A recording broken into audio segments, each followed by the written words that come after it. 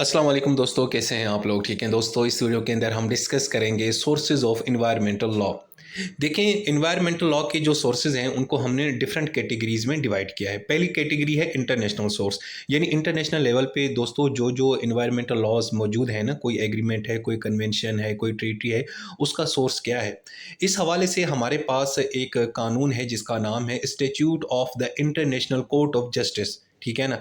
इसका एक आर्टिकल है 38, उसकी सब क्लॉज 1 है। उसमें उसने एक लिस्ट प्रोवाइड की है कि भाई ये जो है ना इंटरनेशनल लॉ सोर्स है इन्वायरमेंट के। उसमें सबसे पहले उन्होंने लिखा है ट्रीटीज एंड कन्वेंशन, यानी ये जितने भी इंटरनेशनल लेवल पे कंट्रीज आपस में एग्रीमेंट करते हैं या जो कन्वेंशन होते हैं, ये इन्वायरमेंटल लॉ का सबसे बुनियादी और अहम जो है ना वो सोर्स है।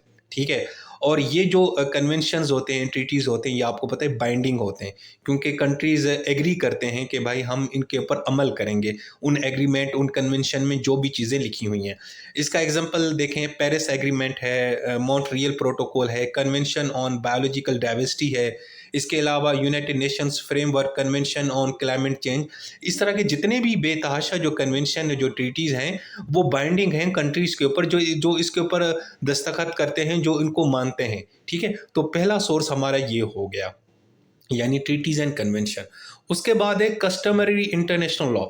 दोस्तों, इंटरनेशनल लेवल पे कुछ बहुत पुरानी कस्टम्स भी चले आ रहे हैं इन्वायरमेंट को से रिलेटेड। उसमें एक मैं एग्जांपल देता हूँ, जैसे द नो हार्म प्रिंसिपल। इसका मतलब है कि भाई आपने इन्वायरमेंट को नुकसान नहीं पहुंचाना। ठीक है ना। इसके अलावा duty to prevent trans boundary environmental pollution, यानी ये हर एक मुल्क की एक जिम्मेदारी है कि उसके मुल्क में जो भी आलूदगी है या पोल्यूशन है, उसका नुकसान पड़ोसी मुल्क को ना हो। ठीक है ना। ये ना हो कि आपकी जो गंदा पानी है वो बॉर्डर क्रॉस करके दूसरे मुल्क में चला जाए और वहाँ पे आप छोड़ दें गंदा पानी। ठीक है। ये भी एक कस्टम है, इसके ऊपर आपने अमल करना है। हालांकि ये जो कस्टम्स हैं ये अनरिटन है दोस्तों, लेकिन क्योंकि बड़े अरसे से लोग इनको फॉलो किए आ रहे हैं, तो इसीलिए सब कंट्रीज के ऊपर ये फ़र्ज़ है कि ये इसके ऊपर अमल करें। इसके अलावा obligation to cooperate on environmental matters, यानी कि जितने भी कंट्रीज़ हैं, ये उनका बुनियादी फ़र्ज़ है कि वो एनवायरमेंटल जितने भी मामलात हैं उस पे एक दूसरे के साथ तावन करें। ठीक है। उसके बाद है जनरल प्रिंसिपल्स ऑफ लॉ। ये हमारा तीसरा सोर्स है इंटरनेशनल लेवल के ऊपर।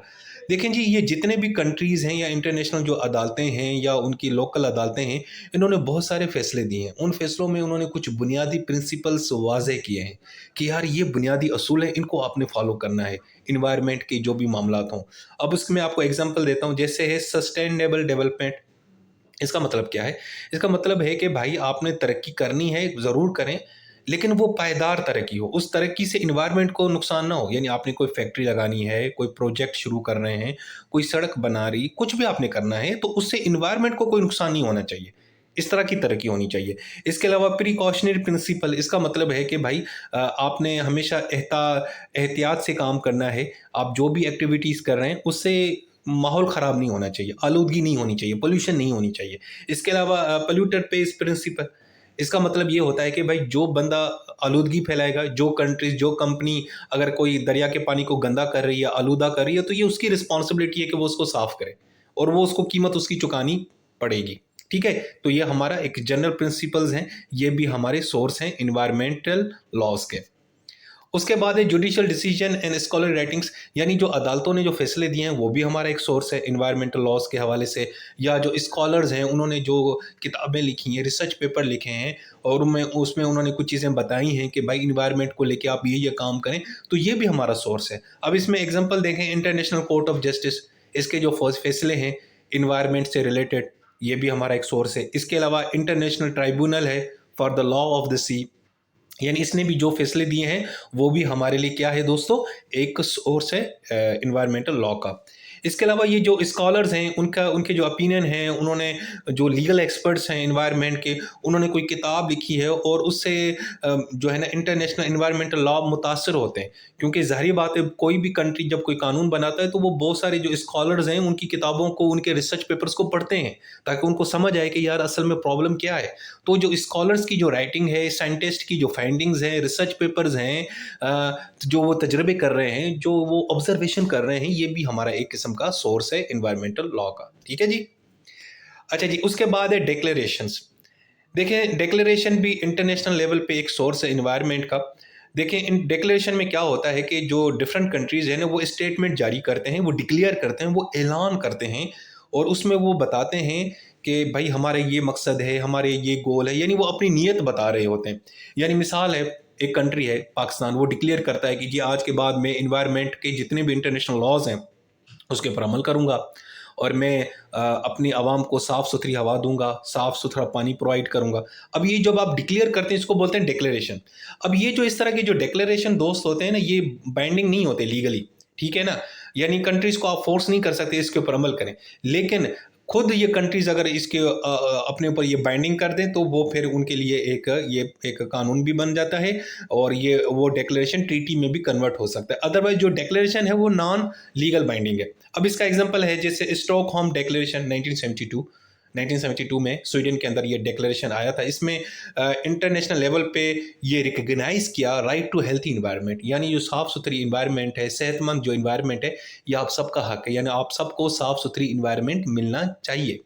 इसके अलावा रियो डिक्लेरेशन जो ब्राज़ील में हुआ था, इसमें भी उन्होंने 27 प्रिंसिपल बताए थे सस्टेनेबल डेवलपमेंट के, जिसमें प्रिकॉशनरी प्रिंसिपल भी था, पोल्यूटर्स पे प्रिंसिपल भी था।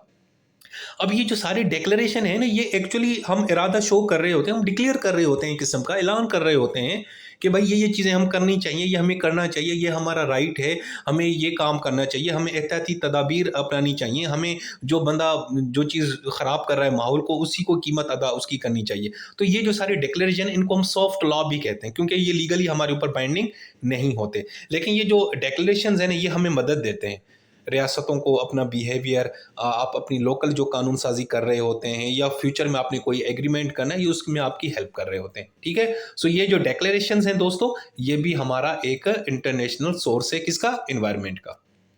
उसके बाद है जनाब नेशनल लेवल पे भी हमारे पास सोर्सेज मौजूद है इन इन्वायरमेंटल लॉज के।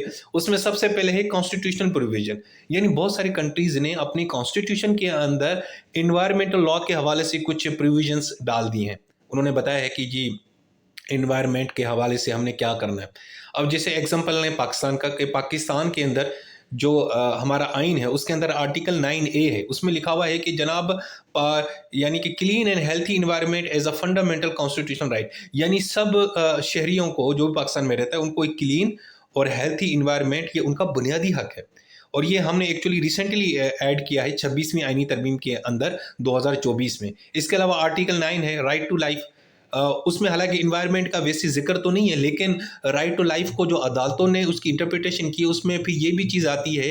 राइट टू लाइफ का मतलब है आपको जीने का हक है, ज़िंदगी गुजारने का हक है। तो उसमें फिर अच्छी ज़िंदगी गुजारने के लिए आपको साफ़ सुथरी हवा भी तो चाहिए ना, साफ़ सुथरा पानी भी चाहिए, ठीक है ना।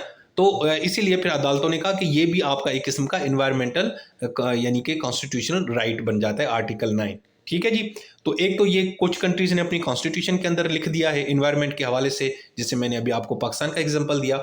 उसके बाद है स्टैट्यूटरी लॉ या लेजिस्लेशन, यानी कि कंट्रीज ने जो कॉन्स्टिट्यूशन के अलावा जो दूसरी कानून साजी कर रखी है।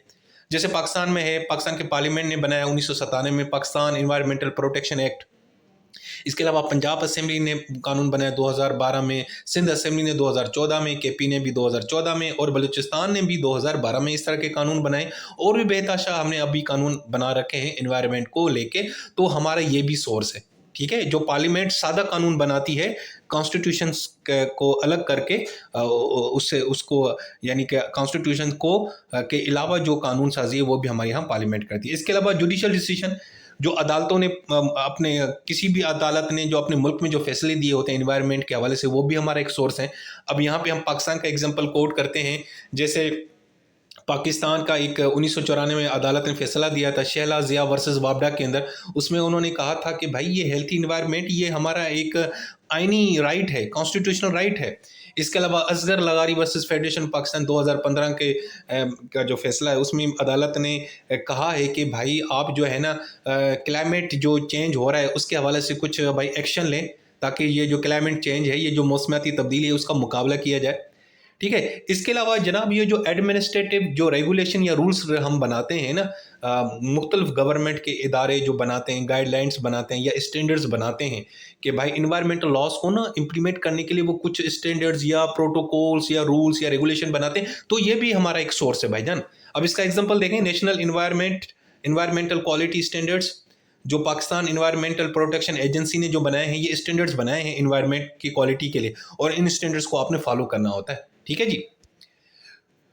तो दोस्तों ये थी हमारी वीडियो। इस वीडियो के अंदर मैंने आपको इन्वायरमेंटल लॉज के जो सोर्सेज हैं वो बता दिए। इंटरनेशनल लेवल पे कौन कौन से हो सकते हैं, उसमें ट्रीटीज एंड कन्वेंशन आते हैं, कस्टमरी इंटरनेशनल लॉ आ जाता है, जनरल प्रिंसिपल्स हैं इन्वायरमेंट के जो डिफरेंट अदालतों और नेशनल एंड इंटरनेशनल अदालतों ने जो फैसले दिए हैं। इसके अलावा जुडिशल डिसीजंस हैं, स्कॉलर राइटिंग्स हैं, इसके अलावा जो डेक्लेरेशंस हैं जैसे स्टॉकहोम डेक्लेरेशन है, रियो डेक्लेरेशन है, ये सारे इंटरनेशनल लेवल पे सोर्स है।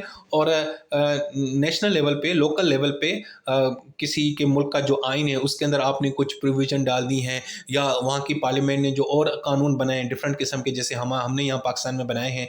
इसके अलावा किसी भी मुल्क की जो अदालती फैसले हैं ये भी हमारा सोर्स है। यहाँ पे हम पाकिस्तान को अगर कोट करें तो ये जैसे Shahla Zia versus वापडा, Asghar लगारी versus federation Pakistan. इसके अलावा यहाँ की जो गवर्नमेंट के जो एजेंसीज हैं, इदारे हैं, उन्होंने जो रूल्स रेगुलेशन गाइडलाइंस या स्टैंडर्ड्स बनाए हैं वो भी इन्वायरमेंटल लॉ का एक सोर्स है। सो दोस्तों ये थी हमारी वीडियो। होपफुली आपको ये चीज़ समझ आ गई होगी, और बस अपना ख्याल रखें। टेक केयर, अल्लाह हाफिज़।